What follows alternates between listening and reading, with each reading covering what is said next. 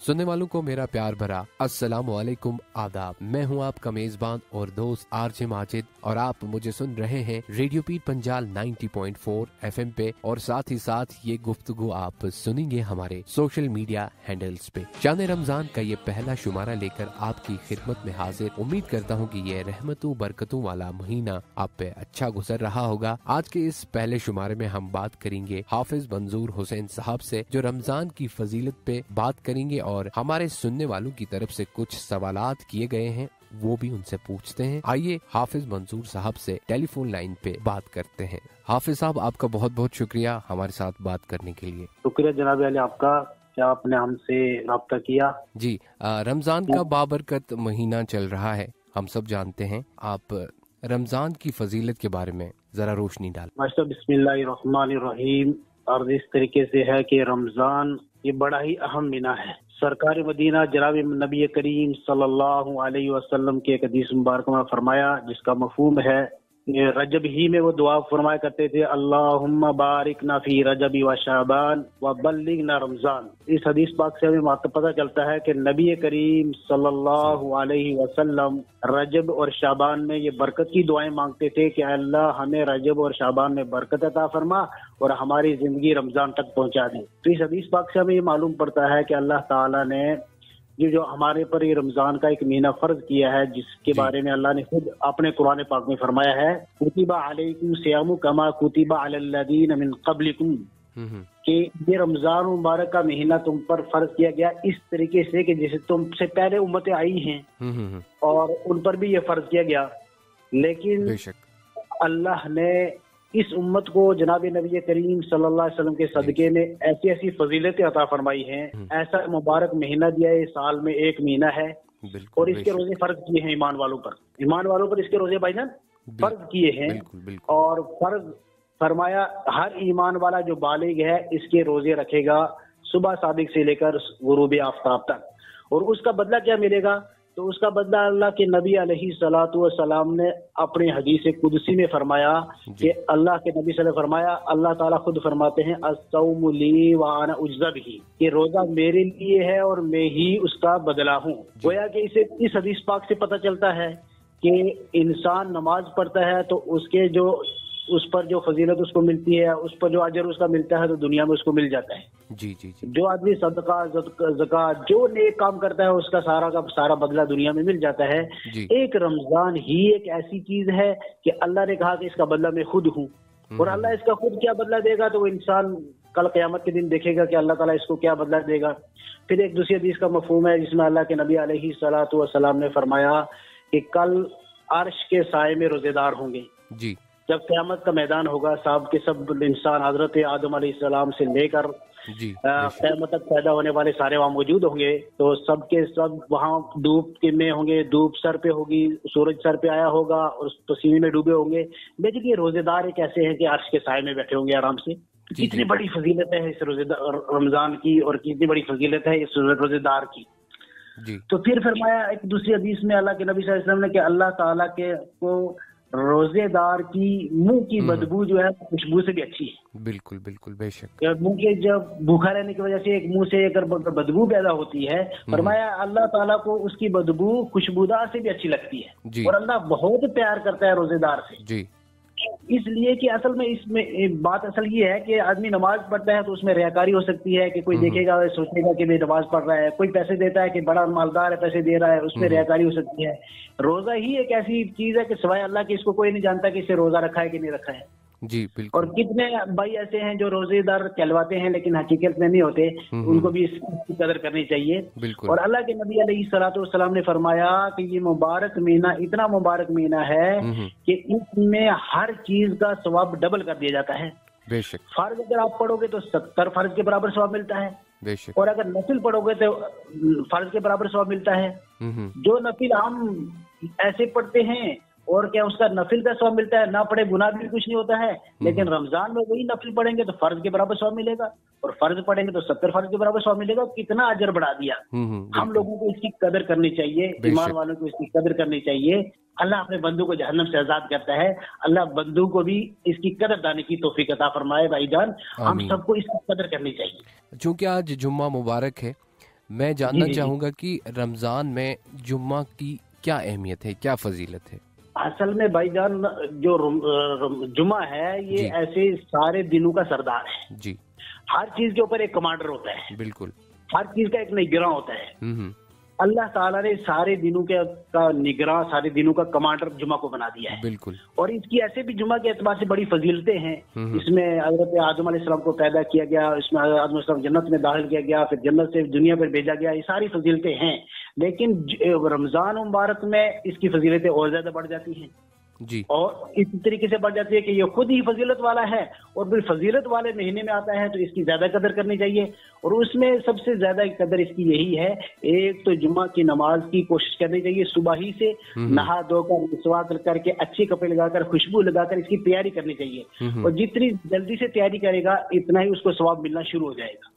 अल्लाह के यहाँ ऐसा नहीं है कि आदमी जाके सजदा देगा, पूरी नमाज करेगा, फिर सवाब मिलेगा। नहीं, इसका दिल का इरादा हो गया उसके सवाब मिलेगा। और दूसरी बात ये है, फरमाया इसमें एक साथ ऐसी है, एक घड़ी ऐसी है कि जिसमें दुआएं कबूल होती है। बिल्कुल। और उलमा के अक़वाल मुख्तलिफ हैं, बाज़ ने कहा है असर से मगरिब तक का है, बाज़ ने कहा कि खुतबा के वक्त है। बहरहाल जो भी हो, लेकिन ईमान वाले को उससे दुआएं मांगनी चाहिए और अल्लाह से मांगनी चाहिए। फिर अल्लाह की रहमतें बहुत वसी होती हैं इसमें, और इसमें इसकी कदर करनी चाहिए। और फिर हमारे यहाँ अक्सर क्या होता है कि हम अलविदिया जुमा की कोशिश करते हैं, बाकी सारे अल्लाह खैर सलाह, ऐसा नहीं होना चाहिए। हर एक जुमा की अपनी अपनी फजीलत है, हर जुमा की अपनी अपनी फजीलत है और हर जुमा फजीलत वाला है। बहुत बहुत शुक्रिया मौलाना साहब। हमारी एक बहन ने सवाल किया है कि हम जो हमारी माएँ बहनें हैं खाना पकाती हैं रोज़ा की हालत में, तो उनका ये कहना है कि कोई ऐसी बू होती है, स्मेल होती है, क्या उससे हमारा रोज़ा मकरूह होता है या रोज़ा टूटता है? इस हालत में हम क्या करें? इसकी क्या रिवायत है? हाँ देखिए भाईजान, असल में इस्लाम बहुत आसान है जी। इस्लाम ने रवादारी रखी है, इस्लाम ने हर एक चीज का लिहाज रखा है।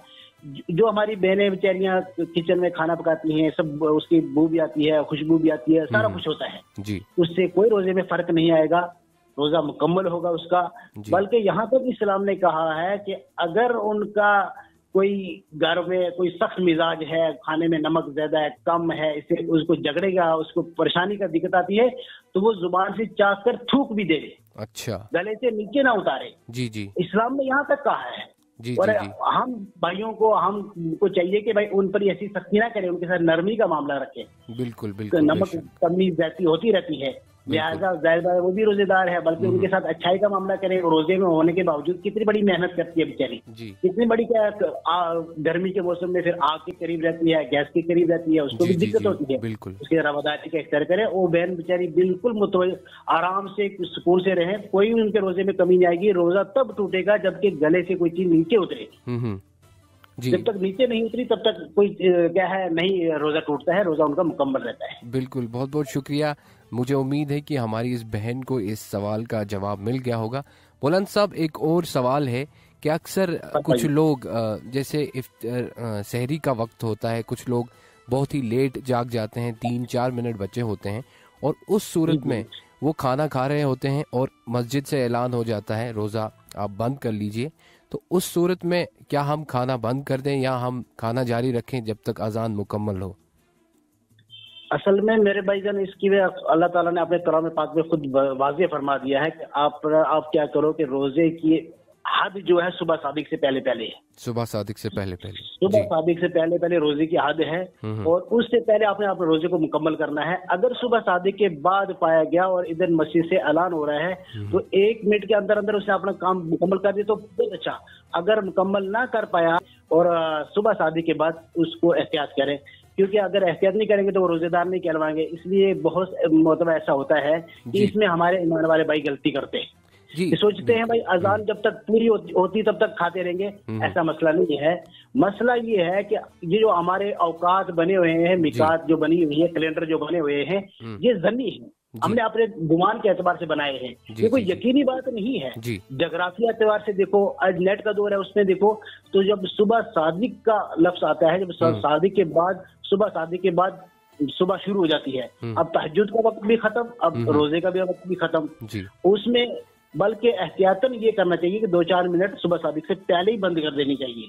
और अगर कोई आदमी ऐसा है تو اس کے لیے یہی ہے کہ بھائی جو ہی اعلان ہوا بس اب کھانا پینا بند کر دے، اب کیا ہے آگے نہ بڑھے۔ جی بہت بہت شکریہ۔ اسی میں ایک اور سوال نکلتا ہے کہ کچھ لوگ ایسا بھی کہتے ہیں کہ اگر آپ نے عشاء کی نماز تراویح کے بعد آپ کھانا کھا کے سو گئے اور آپ نے یہ نیت کی کہ کل میں روزہ رکھوں گا، انسان بشر ہے کہ وہ جاگ نہیں پایا سحری کے ٹائم میں، کیا وہ روزہ بنا سحری کے ہوگا؟ جناب روزہ تو وہ ہو جائے گا، لیکن اللہ کے نبی علیہ السلام نے فرمایا کہ سحری کھاؤ چاہے تم ایک پانی کی گھونٹی لے لو، جی اس میں برکت ہے، اس میں خیر ہے، کیونکہ نبی کریم صلی اللہ علیہ وسلم کو فرمان ہے سحری میں برکت ہے اور سحری کھاؤ۔ اس کو اگر وقت ملتا ہے اس کو رات کی نیت تو اس کی ٹھیک ہے، نیت ہو جائے گی کہ بھائی اس نے نیت کر لی میں کل روزہ رکھوں گا، تو روزہ تو ہو جائے گا اس کا، لیکن مسئلہ یہ آئے گا کہ اس نے سحری کی جو فضیلت تھی وہ اس نے حاصل نہیں کی، اس لیے کیا ہے سحری اس کو کرنی چاہیے، ورنہ یہ کیا ہو جائے گا اس کو اسی کے کرتے کرتے ایک عادت پڑے گی جو کیا ہے اس کو غلط عادت جائے گی، بلکہ سحری کر لینی چاہیے اور کچھ نہ کچھ ایک لقمہ دو لقمے پانی کو بوڑ بوڑ کر لینی چاہیے۔ اس کا یہ مطلب نکلتا ہے کہ سحری کرنا ضروری ہے، ضروری ہے۔ جی جی جی جی بہت بہت شکریہ مولانا صاحب۔ ایک اور سوال ہے کہ کس حالت میں روزہ معاف ہے؟ سر روزہ معاف ہونے کی کچھ ہی علامت ایسی ہے کہ ایک وہ بوڑھا، وہ کمزور جو بالکل روزہ رکھنے کی طاقت نہیں رکھ سکتا ہے، جی جی تو وہ آدمی کیا کرے روزہ نہ رکھے، اور اس کو یہ یقین ہو کہ میں روزہ رکھوں گا تو میں بھوک سے مر جاؤں گا، اور ڈاکٹروں نے بھی ایسا کہہ دیا ہے وہ اتنا بوڑھا ہے روزہ نہیں رکھ سکتا، تو اس کے لیے اجازت ہے روزہ نہ رکھے اور روزے کا فدیہ دے دے۔ دوسرا وہ بیمار کہ جو اپنی بیماری میں بالکل لاچار ہے، اس کو کیا ہے روزہ رکھنے کی منع کرا ہے ماہر ڈاکٹر نے، جو اسلامک ماہر ڈاکٹر ہو کہ بھائی تو بھوکا رہے گا، دوائی نہیں کھائے گا تو تیری بیماری بڑھ جائے گی، تو اس کو لیے بھی کیا ہے روزہ نہ رکھے اور قضا کرے۔ تیسرا بندہ وہ ہے جو سفر میں ہے، اگر اس میں سفر میں اس کو پریشانی ہے، دقت ہے، روزہ نہیں رکھ سکتا تو نہ رکھے، تو بعد میں قضا کرے۔ جی جی بہت بہت شکریہ مولانا صاحب۔ ایک اور سوال ہے کہ روزہ مکروہ ہونے کی کیا شرائطیں ہیں؟ روزہ مکروہ ہونے کی بہت ساری علامتیں ہیں، ان میں سے کچھ ایسی ہیں میرے بھائی جان کہ انسان روزے دار ہے، اللہ کے نبی صلی اللہ علیہ وسلم نے ایک حدیث میں فرمایا کہ بہت سارے روزے دار ایسے ہیں کہ ان کو بھوکا رہنے کے سوا کچھ بھی نہیں ہے، کوئی ثواب نہیں ملا، خالی بھوکا رہنا ہے ان کو۔ فرمایا وہ کون سے ہیں کہ بھائی اپنے آنکھوں کو غلط استعمال کیا، اپنے کانوں کو غلط استعمال کیا، اپنی زبان کو غلط استعمال کیا، کسی دوسرے پر ظلم کیا، کسی دوسرے پر زیادتی کی، اور کسی دوسرے کا مال مارا، کسی کو غیبت کی، کسی کو بہتان کی، کسی پر کوئی کیا الزام ڈالا، یہ ساری چیزیں روزے کو مکروہ کرتی ہیں، اس سے آدمی کو بچنی چاہیے۔ یہ کچھ چند میں نے گنوائی ہیں اور بہت ساری۔ بہت بہت شکریہ مولانا صاحب اس اہم سوال کا جواب دینے کے لیے، اور میں امید کرتا ہوں کہ ہمارے سننے والوں کو اس سوال کا جواب مل گیا ہوگا۔ مولانا صاحب ایک اور اہم سوال، اکثر ہمارے گھروں میں مسافر آتے رہتے ہیں، خاص طور پر رمضان کی اگر میں بات کروں، کوئی ایسا مسافر ہمارے گھر آ جائے جو کسی اور دھرم سے تعلق رکھتا ہو اور وہ ہم سے یہ کہے کہ میں کئی دنوں سے بھوکا ہوں، میں آپ کے گھر کھانا کھانا چاہتا ہوں، کیا اسے ہم کھانا کھلا سکتے ہیں؟ مولانا صاحب اس پہ آپ کا کیا کہنا ہے؟ بالکل بھائی جان، کسی بھوکے کو، کسی غریب کو کھانا دینا ثواب کا کام ہے، بلکہ یہاں تک فرمایا اللہ کے نبی صلی اللہ علیہ وسلم نے کہ صدقہ دو، صدقے میں خیر ہے، اللہ کی رحمت ہے، اور کھانا کھلانا اللہ کی طرف سے بہت بڑا ایک انعام ہے، کسی بھوکے کو کھانا کھلانا۔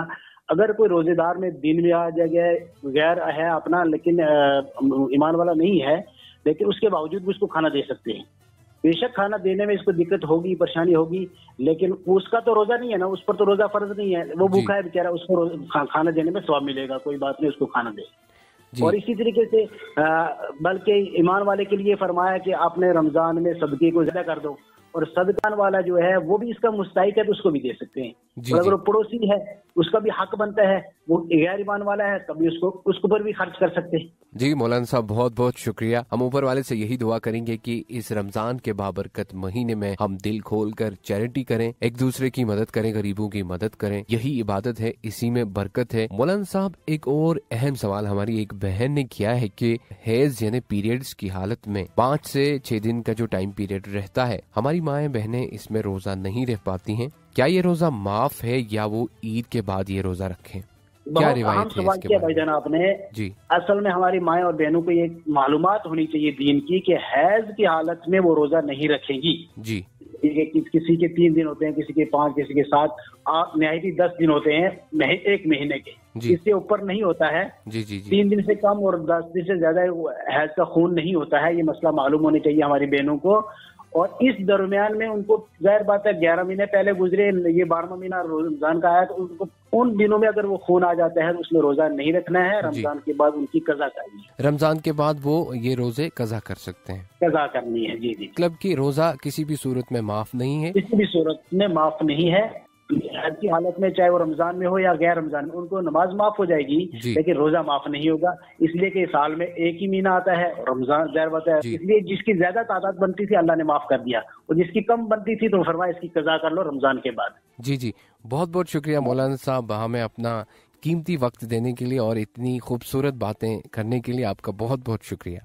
जज़ाकल्लाह जज़ाकल्लाह। बाकी भी इंशाल्लाह ईमान वालों से मैं ये गुजारिश करता हूँ आखिर में, तेरे रोजे में सदका फितर दे, फितराना जो आगे देते हैं, कोशिश करता है कि फितराना तो देता है, क्योंकि उसकी जाहिर बात है जिसका फितराना नहीं होगा उसका रोजा मुअल्लक रहेगा, लटका रहता है जमीन आसमान के दरमियान में, कबूल नहीं होता है। तो वो तो देता है, हर आदमी ये सोचता है, लेकिन ज़कात बहुत सारे ईमान वाले नहीं देते हैं। ये ज़कात भी निकालें, अपने माल का हिसाब करके ज़कात निकालें, ये हम पर फर्ज है ईमान वालों पर कि हम अपने माल के हिसाब करके ज़कात भी निकालें, सदका भी निकालें। और फिर देखिए अगर आपने रिश्तेदारों में गरीब हैं उन पर खर्च करें। कुछ आदमी ऐसे हैं उनको नहीं दे सकते, जैसे अपना बाप दादा ऊपर तक चले जाओ, नाना वगैरह ऊपर तक चले जाओ तो इनको नहीं ज़कात दे सकते। ऐसे नीचे बच्चे हैं, पोते हैं, पड़पोते हैं, नवासे हैं, ये सब इनको ज़कात नहीं दे सकते। इसके अलावा सबको दे सकते हैं, अपने हो पराए हो, गरीब होना चाहिए, मिस्कीन होना चाहिए, और क्या है दीनी मदारिस है उनमें खर्च करना चाहिए। इस वक्त बड़ा अच्छा मौका है, अल्लाह करे हम सबको इसकी कदर की तौफीक अता फरमाए।